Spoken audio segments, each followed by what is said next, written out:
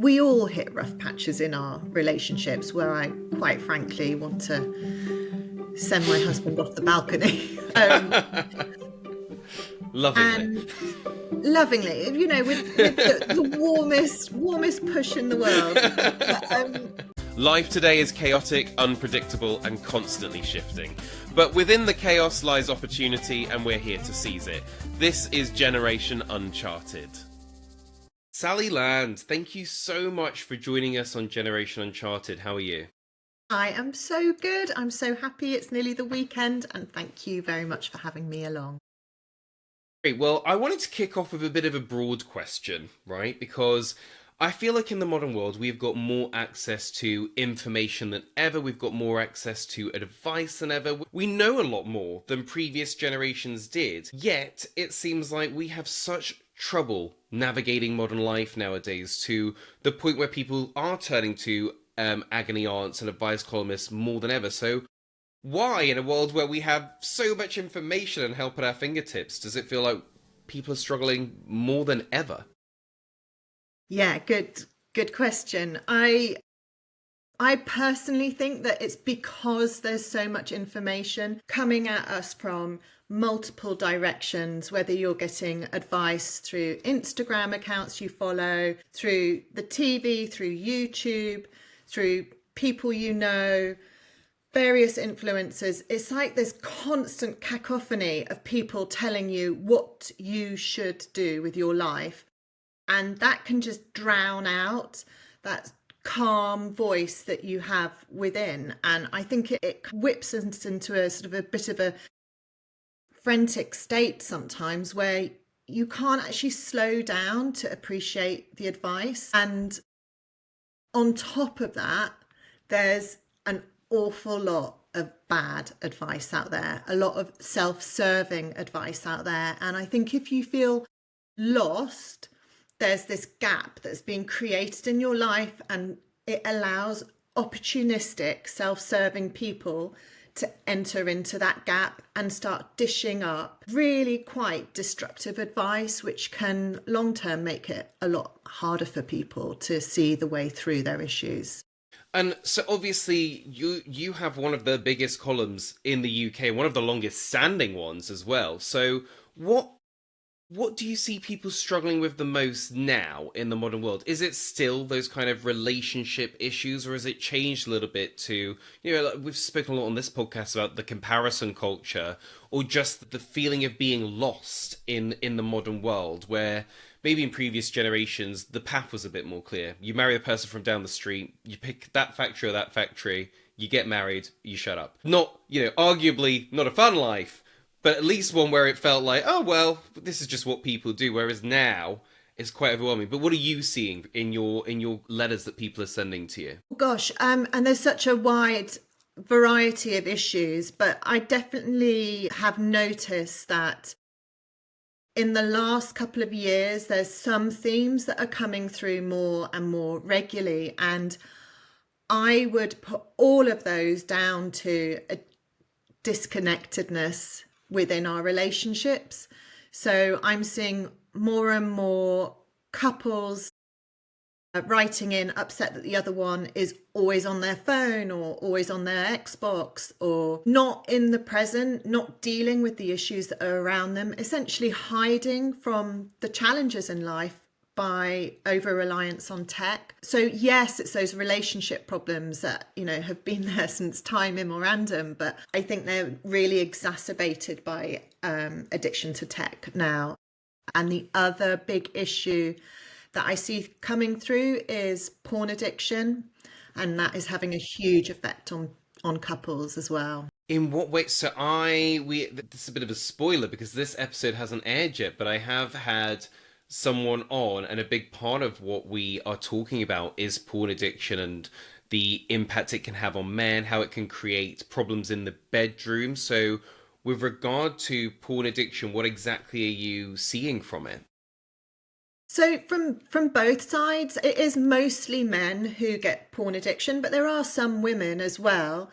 Obviously, there's huge stigma around porn addiction. It's almost like the last addiction anyone's prepared to talk about. So I don't know who your guest is, but if they're talking about their own experience, that's incredible that you've got someone to come and talk about that. So I do get a lot of men predominantly worried about how their porn addiction is starting to lead them down often quite a dark path.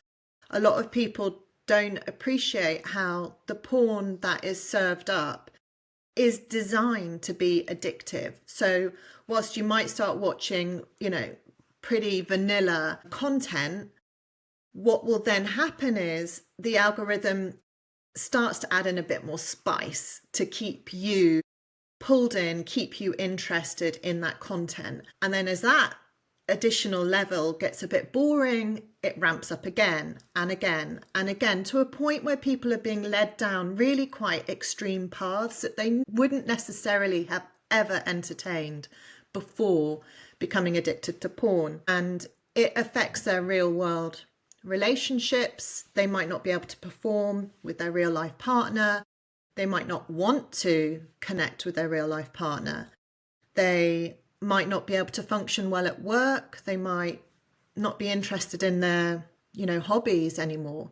So it has a huge, huge impact. It's so interesting that you have brought this up, because I had never really thought about this as a big issue before, but the more I've done this show and the more I've been talking to different people, like, it's not just in the previous episode where I had someone come on, it came up in, I had a dating expert on, and it came up in that. So it's so interesting that in a lot of facets of life, this porn addiction seems to keep coming up. And I do actually think it is something where we need to come up with an idea of a society of how we deal with it, because I don't think just banning it is going to be effective. I think you probably need to have people that have recovered from it sharing their stories and sharing strategies. So what do you usually advise people if someone were to write into you and say, look, I need to quit the porn and I can't, and I've tried, but it's an addiction? How do you usually go about coaching them? So I think the first step is always to acknowledge that it is a real achievement to admit and to face up to the fact that you have an issue.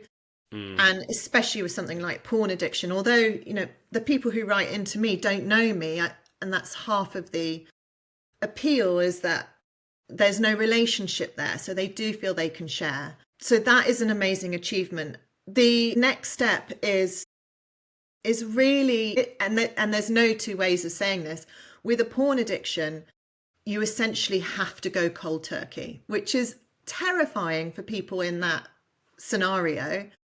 And in order to do that effectively, then there is some incredible support out there. And I can give you the details to put in the notes afterwards. But whether you want in-person counselling or whether you want group sessions, or there's online courses you can do, we work really closely with the Laurel Centre. It's run by Dr. Paula Hall. She's one of the leading porn and sex addiction experts in the country. She's brilliant. She's just launched a free course as well. So that's the Laurel Centre. So we often direct people there. They need long-term support in order to break the habit. Well, and you've also just come up with someone that I can ask to be on the show next. Right, well, let's come back to you.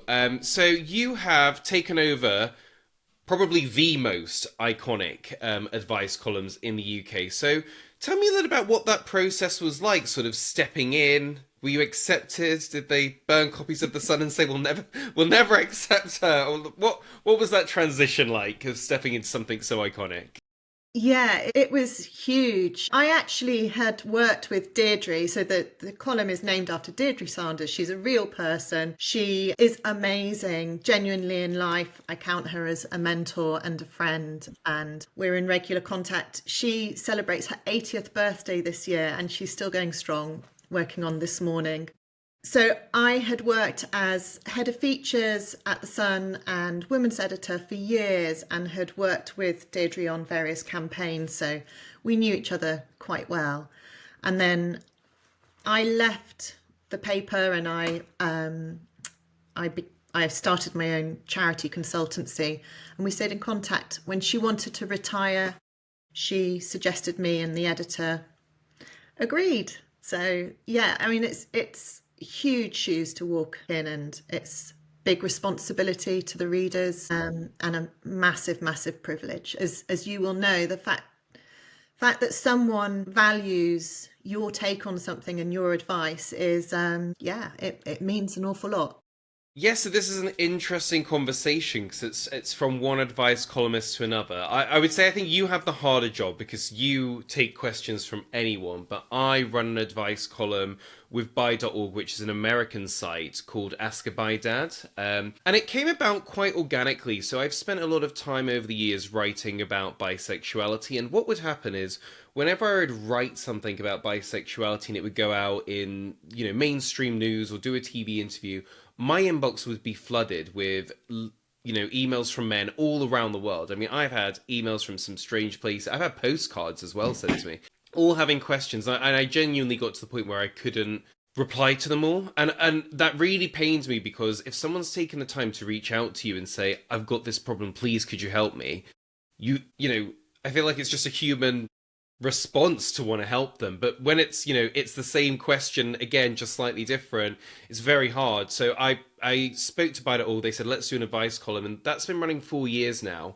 and it's been hugely successful, so much so that a publisher came along and said, you know what, this is great. Instead of having the actual people that are emailing you, let's just generalize the questions and we'll do a book. So for me, I see the value in advice, and that idea that, I mean, it's very strange because I actually think there's a lot of bravery in people that email, because some of the things that people will share with me, and they're getting divorced or there's been cheating going on or whatever, I'm like, I personally would never A, write this down, but B, email it or post it to someone else to get their opinion. I think I think it takes a sense of bravery to be open up like that. What do you think? Yeah, absolutely. And I think a really common theme that comes through from people is just the act of writing it down is cathartic. And when we get back to people, they always say, thank you so much. It's helped me so much that someone's read my problems. Not only that you've answered, but I know that someone's read it. It's that sense of being acknowledged and being heard that is so, so valuable for people. And you're right, it is an incredibly courageous step for so many people who've kept things bottled up for years. Do you ever find that there's a difference between men and women? In the sense of some of the times when I've been writing advice to people, I sort of think, especially when it's women, I guess the stereotype is women want to be heard and validated, and that's enough. Whereas men, it's like, right, here's what you do. You do A, you do B, you get C, and that's it, and that's how you fix this problem. And sometimes I do struggle with which approach to go. I try and do that. I've heard you, but I'm a man and I can't help it. I'm like, and this is how you fix it. So what do you see in the difference between the genders of people that reach out? I don't see that so much, the difference that you've appreciated. The main distinction that I see, and of course it's a huge generalization because we're not, just because I'm a woman, I'm not the same as the woman next to me. But I see that women are conditioned to talk, to share. They like to work through their emotions. Whereas I still see with men, even though we're a lot more open about our mental health now, men included, I still see that men get in contact much further down the road when their wife has walked out, when she has had the affair, when their daughter no longer talks to them. Whereas the women will write earlier on in that process of, I'm really unhappy, he's not talking to me, or it's far more preemptive, I would say, than men who's, I would say, it has to get really, really bad until men often will reach out. That's a really interesting observation, actually. I hadn't thought of that. So, when it comes to your advice, then, how do you balance empathy with honesty and, maybe even dealing with people where that they're sort of in denial? What's your sort of approach? There's two approaches, really. You get the content which is published digitally in the paper, which is more, whilst it needs to have sound advice, it's a lot more directive. We don't have as long a word count. We are hemmed in by space. So it is often a lot more concise and, yeah, directive, and there's more of an element of entertainment. We are very much aware that that is more a piece that most people will be reading because they're intrigued by the issue. Whereas I'm really, really lucky. I have a team of counsellors that I work with, and they answer every single email that comes in. So whilst I edit everything, they are the ones who are answering every single person, which is an incredible service. Well, I didn't realise that you offered that every single one will get a response. Yeah. That's really quite good. It's very sort of underrated and unknown really, but not only do they write back to every single person, they keep in contact with the ones that we're worried about and concerned about, and sometimes those relationships can go on for months and years. So especially anyone who's suicidal or has an unplanned pregnancy, someone who we can see is really vulnerable, we stay in regular contact with them. And that relationship is very different to the published version of people's stories that you see. And that is far more of a classic counselling, holding relationship where you're a lot more empathetic. You don't question the person as directly. You take their version of events more to support them and to try and help them work through their issues. You might gently suggest, if you can see that somebody is in a domestic violence situation, or they've been assaulted, or there's clear addictions that they're in denial about, in those cases you have to, kindly but firmly say, no, you said no to sex, therefore that was rape. You have to. Sometimes the kindest way is to be honest, even if it's an uncomfortable truth, but always with respect. Well, that's so interesting. There's so many places we could go after that. I guess one of the questions is the tone. So you've got a whole team of experts behind you now. You've got obviously the newspaper, which has the word count. Then you've got the online where you've got a bit more. How does all of this affect tone? Because I guess for you, you've taken over an iconic column. I'm sure there must be a sense of, well, we want to retain the tone a little bit. But then you've got all these different elements going on. So how do you make sure that there is still a brand there? Or does it not matter as much anymore? And actually people are just interested in the topics and getting an answer themselves. How do you balance all of that? Gosh, where to start? So, Dear Deidre is an iconic brand, and I often think I'm the best known agony aunt no one's ever heard of, because I'm Sally Land. I'm obviously not Dear Deirdre. I'm not Deirdre Sanders. But when I took over the column, I very much realised that because the column is called Deirdre and I am not Deirdre, that it was the right thing to do to present the whole team. That the team have always been there. It's a huge operation to be printing a column 7 days a week and answering every single one of those readers.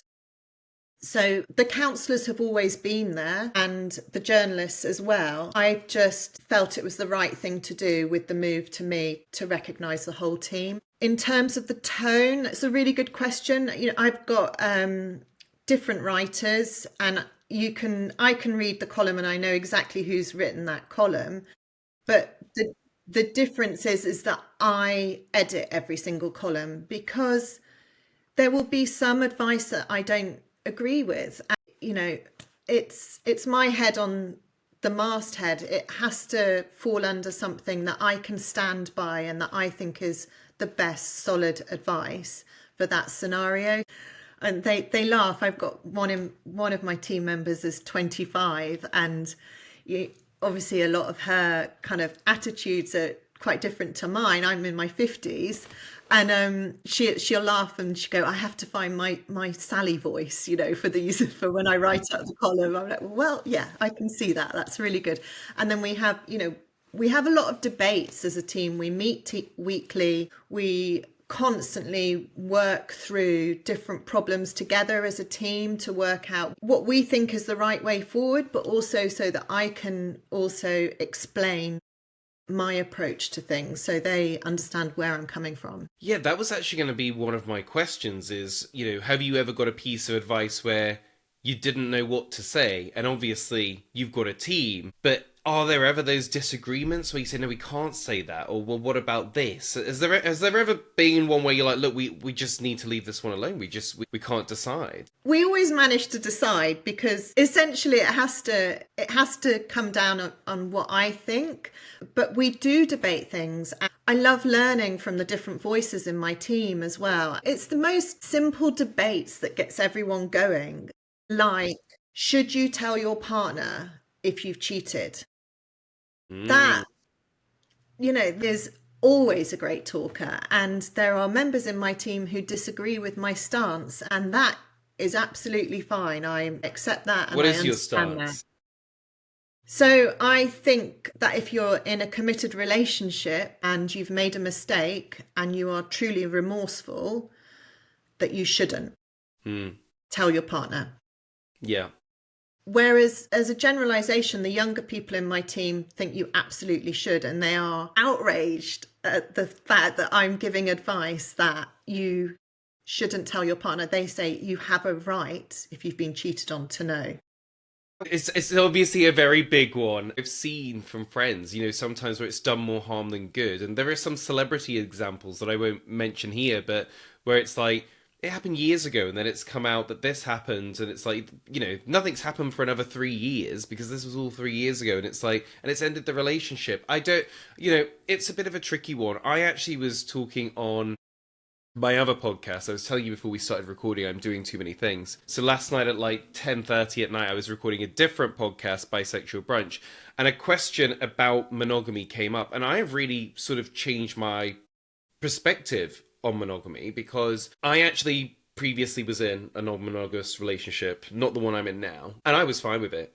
It was the other person that had sort of suggested it that then wasn't fine with it. And so my take on that has always been, I think a lot of people talk a big game about non-monogamy, and I think actually it's a very few people in life that could make it work. Realistically, probably a lot of people want to know that they have the option of a little bit of a side piece, and that their partner says to them, which obviously is not equal or balanced. But one thing I will say that has changed my mind recently is actually I do think that people rush into a monogamy situation too soon. It's kind of like, we like each other, we've not had any discussion about how we're going to make our lives work, let's stop having sex with other people and just be together. And I think that that's very odd.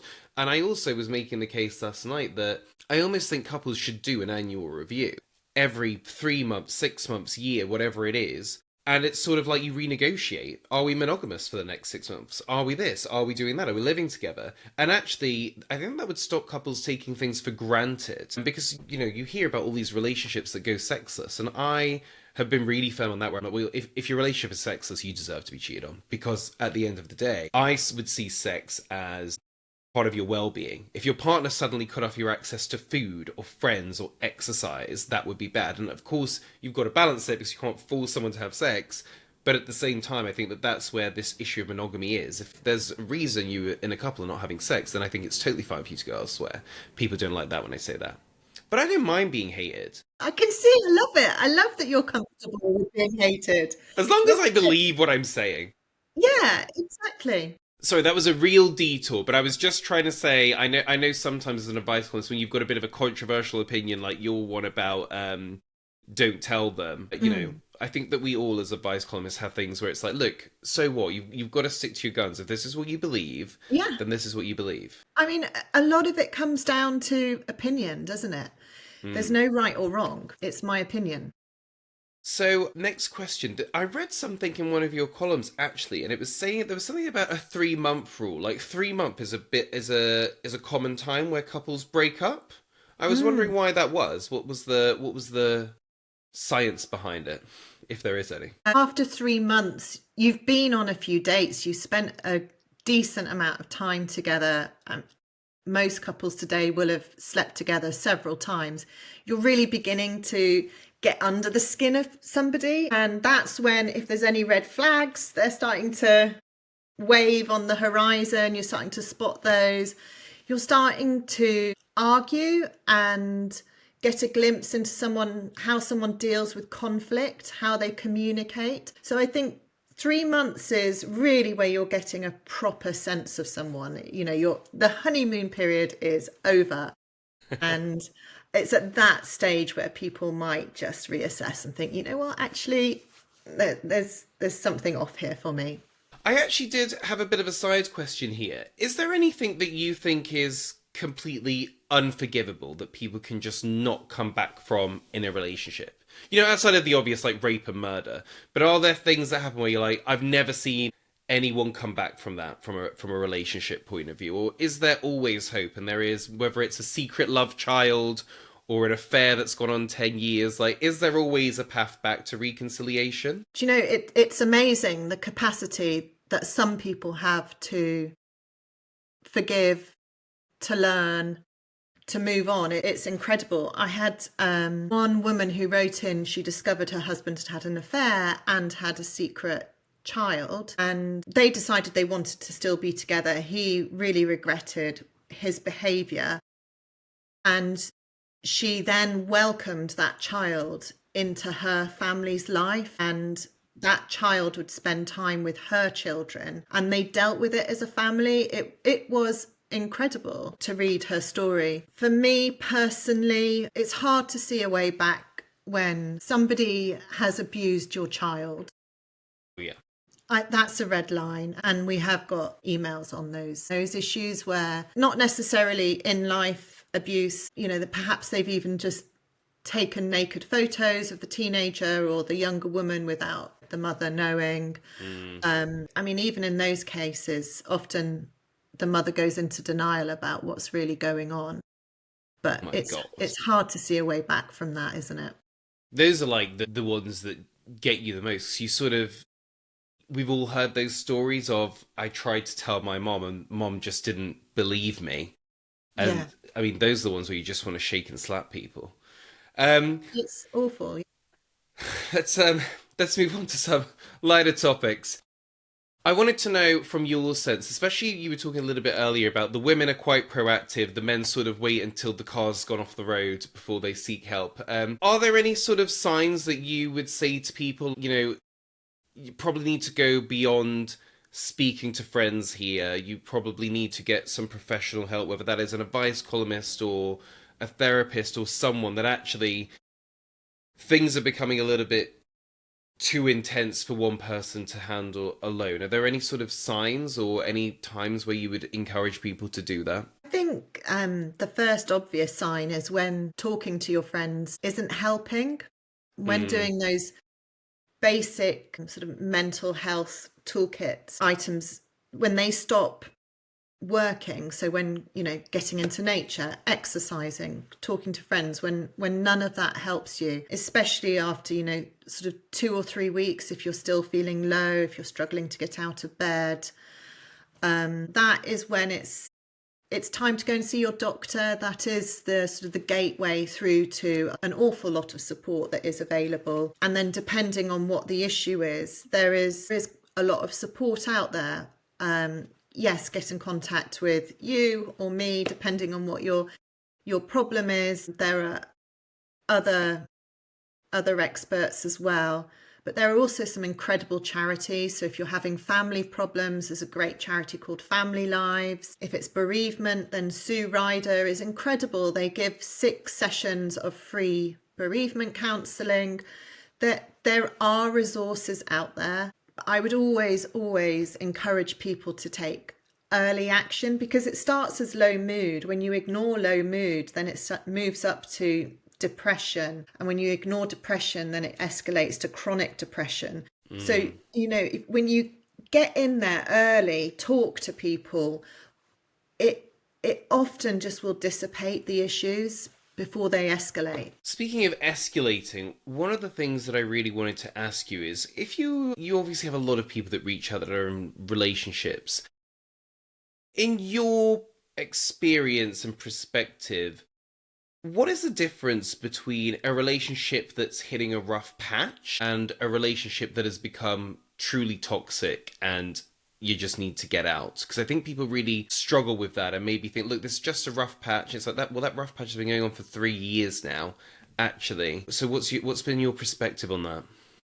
I think the difference is the capacity and the will to make change. So we all hit rough patches in our relationships where I quite frankly want to send my husband off the balcony. Lovingly. Lovingly, with the warmest push in the world. But that is normal. But when it becomes toxic is when it becomes circular conflict, and nobody is trying to get to the root of the problem. Nobody is trying to change, and especially if one person is becoming abusive, vindictive to the other, that is the time. Like, are they making an effort to do the right thing? Are they making an effort to appreciate your feelings? When you tell them something upsets you, are they making a change, or do they carry on doing exactly what they've always done? Well, the next one I wanted to ask about actually was narcissism, because I think that it's almost a term that I think gets overused today. Like you look in the mirror and someone says, "You're a narcissist." Yeah. But actually, a true narcissist is quite tricky thing to deal with, because they're always going to believe that they're the victim and close people off and sort of try and change your mind over time, which I think a lot of people wouldn't even sort of know. I only know about a narcissist because I was on TV doing the paper reviews, and I'd always sort of thought, well, a narcissist, they're just people that look in the mirror all the time. And then it was kind of like, these are the actual traits. I was like, oh my goodness, like this is actually a lot deeper than I thought. This isn't a funny thing. So where do you stand on the overdiagnosis of narcissists, but then also how do you deal with one? Well, yeah, it sort of has become a real buzzword, hasn't it? In everywhere on social media, a little bit like toxic relationships. It just, all these phrases become completely overused and then devalued, because yes, as you say, a true narcissist isn't someone who just is vain. It's somebody who manipulates others for their own end. They can never be wrong. They often love bomb at the beginning of a relationship to get that person reeled into their web, to get them dependent on them, and then they start to undermine their confidence and belittle them. And then when that person finally starts to step away again, then the same thing happens. They'll start to be really nice to them again, treat them really well, so they reel the person back in. So it's like playing with somebody. Yeah.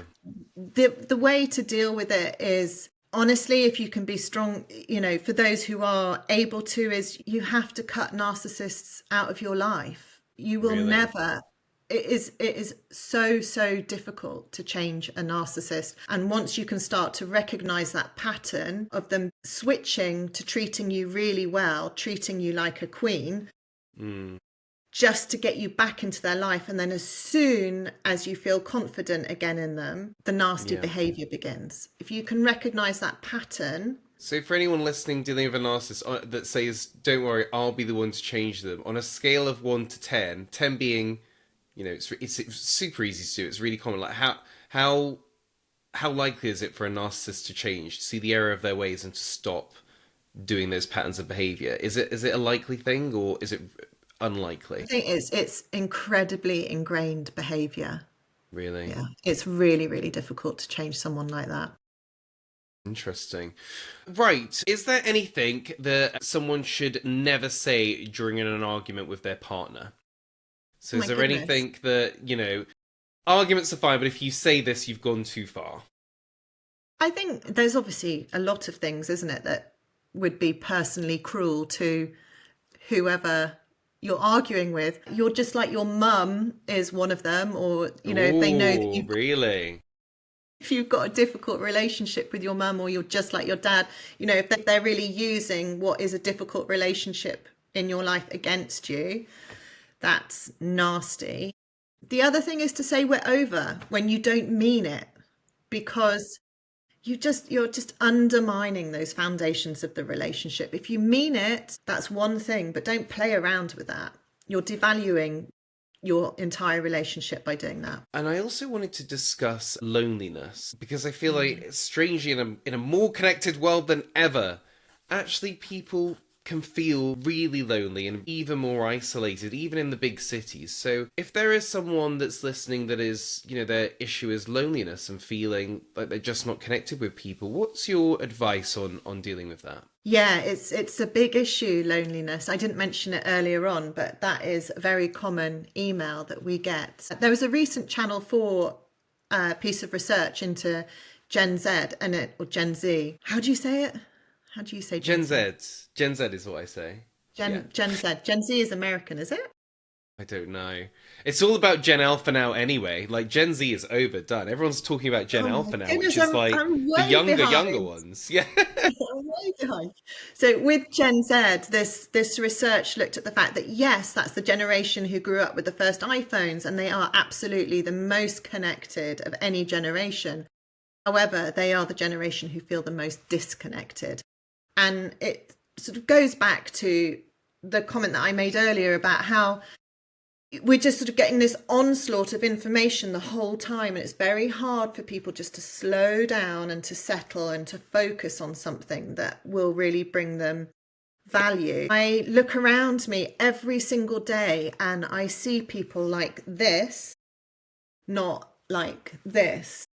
So it's no surprise that loneliness is becoming a bigger issue, not just for older people, for younger people as well, because we're not making those everyday connections. You go to the supermarket, it's all automated. You go to, pay for your parking, it's all through an app. You don't talk to anyone when you get on at the train because you've got your ticket on your app. I feel almost vulnerable if I'm sitting in a cafe or a pub on my own and I'm not on my phone. And I have to fight that urge to pick up my phone just to look as if I'm busy, as if I've got things to do, and I think that would be my first piece of advice for someone who's lonely is have a look around. There will be networking opportunities at work. There will be clubs in your area. There will be charities that you can volunteer for and make those connections. There is so much going on in the world, but because we've become over reliant on smartphones, I think we are becoming conversely quite isolated. Yeah, no, I totally agree. And like I say, even someone that's relatively young and lives in London, I could see how it happens. I'm actually never alone. I could do with a bit more loneliness actually. When you've got three kids running around, it's like actually, please can I be alone? I know the store. You can't Yeah. go to the toilet without a cat or a child. My God, it's their favourite time to want me. My best friend lives in London, and we only see each other probably once a month in central London because it takes an hour and a half to get from my house to his. And it's, Yeah, even in a big city, I think people would say, how could you be lonely? But I've seen it because it's like, well, actually, it takes forever to get around. And I do think that local community aspect has gone. You think of like all the American sitcoms, like Friends and things, where it's like, well, they all live in the same building and they just hang out. And I don't think that happens as much now either. It's like, oh, yeah, well, the neighbors are always around. Whereas if I think about my grandparents, like the neighbors were always sort of around and involved. You know what I mean? It's like yeah. actually people don't have that as much anymore as well. And I think that we need to bring back the neighborhood a little bit. Yeah, I'd love that. Take out your headphones, look up, smile, say hello. I wanted to know, is closure overrated in relationships? Is it something people should seek out to feel that they got closure? Or do you just have to get over it? Like, it is what it is, move on. No, I don't think it's overrated at all. However, you're often not going to get that from the other person. And that's the difference. A lot of people need the closure from the other person, explaining why they finished it or why it wasn't working. Sometimes you have to get that closure from yourself and just accept it wasn't right for them, so it wasn't right for you. And yeah, it's time to move on, get out there, socialize, make friends, and you'll meet someone who's right for you. I also wanted to ask you about losing your virginity and what your advice is there, because strangely, I'm seeing more and more statistics now that are saying that people are waiting until like their 20s. You get these reports now, people like they've left university or college in America, and they're sort of waiting a lot more now. It's almost like virginity's come back into fashion. So, what kind of emails and messages do you get about that? And what's your usual advice to know whether someone is the right person to take that step with? Yeah, it's nerve-wracking, isn't it, for people? And I think especially now with there's what we were talking about, proliferation of porn, there's so much pressure on people to be these amazing performers. And I think that's quite intimidating for a lot of people just starting out. I would always say, just make sure you're going to lose your virginity with someone you like, someone you trust, be safe, have safe sex, and most importantly, have fun. It will go wrong. It might be a bit awkward, but it's the beginning of your journey, and that, we all make mistakes and it's something to be enjoyed. I also wanted to talk about the modern world. We've talked about it a little bit, but I think that there's a lot of, and I'm guilty of this, romanticizing the past. Oh, it was so much easier. We only had 4 channels and your phone didn't control your life. And you just, you either worked at that factory or that factory. Like, there wasn't all this choice all the time and all this stuff. But you're at the center of kind of, relationships. You've got your finger really on the pulse of what people are feeling. So I wanted to know, is there something that you feel like is actually better about relationships today than the past? Is there something that we've got over the past? Yeah, definitely. And by the way, you don't look old enough for that to have only been 4 channels when you were a kid. No, so I was born in 1991. I remember Channel 5 launching. I was Wow. young, but I remember Okay. it. Wow. So I think, yes, there are lots of positives. It's not all doom and gloom, is it? I think it is fantastic that there's a lot more acceptance around if a relationship isn't working, then what, actually, sometimes the right thing is to get divorced, is to separate. We are living in a time where people recognize children who live in an unhappy household really do have less chances of doing well, being confident, than if their parents separate and can co-parent well together. So I mean, that's a huge benefit, isn't it? That we're more open to relationships breaking up, and there isn't that stigma and shame around your marriage ending, Yeah. not to the same extent anyway. Well, it's one of those things people will say, oh my God, you're more likely to get divorced these days. But actually, that's better than like the X% of people are miserable in their marriage and just are waiting for death to come at them quicker. Absolutely. And it's the effect on the kids. Like, Yeah. growing up in an unhappy home is just an awful way to spend your childhood. Do you think that it can be done? As in, like, you hear about these couples that are staying together for the kids. Do you think it can be done where there's an understanding and they can all live in the same house? Or do you think that the kids, they'll just know and actually you're probably better off, even though you've somehow found truce and you're not screaming at each other in front of them, it's still probably better to have separate places? I think if you really are genuinely respectful of each other, you don't ever badmouth each other in front of the children, that you always put the children first. I mean, what it comes down to essentially is, do you hate each other more than you love your children? That that that really is the bottom line. And if they are the most precious thing to you, then in practice you build your life around that, which has to be full of respect for everyone in the house.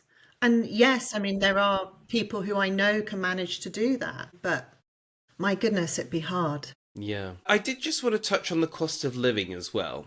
And how much pressure is that putting on relationships? Because I'm hearing things now of people can't afford to leave. They've sort of made the decision they don't want to be together anymore, but they're stuck and they can't go. And I almost wonder as well that from sort of a pressure valve point of view as well, because I do think, not to romanticize the past again, there may have been a couple in the past where things were bad and he took off for 6 months to, get his own place for 6 months, and then they dated again and it actually brought them back. Whereas now it's like, well, you can't afford to own 2 properties for 6 months. And so I do wonder what overall the cost of living is putting pressure on relationships. Yeah, that's something I'm definitely seeing in the inbox. Men and women who are utterly miserable and desperate to leave, and it's not financially viable. That is a really, really big challenge. And I think what's most difficult in that scenario is when there isn't an end, when you can't see a way out. So my advice is always in that scenario is to make a plan, no matter how far off it is, even if it's a year, 2 years, you've got something to aim for. And start to save a little bit of money, start to put some money aside so that, maybe one of you can rent a flat. A lot of couples now are bird nesting. Have you heard of that? No, what's bird nesting? So the family home stays as is with the children in it, and then you rent a small flat nearby and the parents swap. So they both live in the small flat, but separately, whilst the other one, so one will be in the flat while the one who's got access with the children is in the family home. And then they swap when it's the other parent's turn. Interesting. So in terms and I guess that is cost, cheaper to get a 1-bedroom flat close by that doesn't need to be flashy than you've got to have 3 bedrooms or whatever it is. Yeah, so that's maybe a solution for some people. For others, it's still too much money, of course. But it's really, really hard. Nesting. My God, that's what it's come to. Yeah. Just before we wrap up, so you obviously spend your life giving advice, but I wanted to ask you, what's one piece of advice that you've got that you've really valued? I think it is hold on to the tiller. It's a sailing term. Right. Just keep hold of the tiller. That decides the direction. And the storm will always pass. Because we all have times in our life where it just feels like literally the walls are collapsing in and you're firefighting one issue and the other issues are coming up behind you. And when I'm in one of those periods, it just helps to know it's not always going to be like this. Something will ease. Hang in there. That's true. One of my friends said something very similar ages ago, and it stuck with me because it was just so simple. But she put it in the terms of, it'll be over eventually.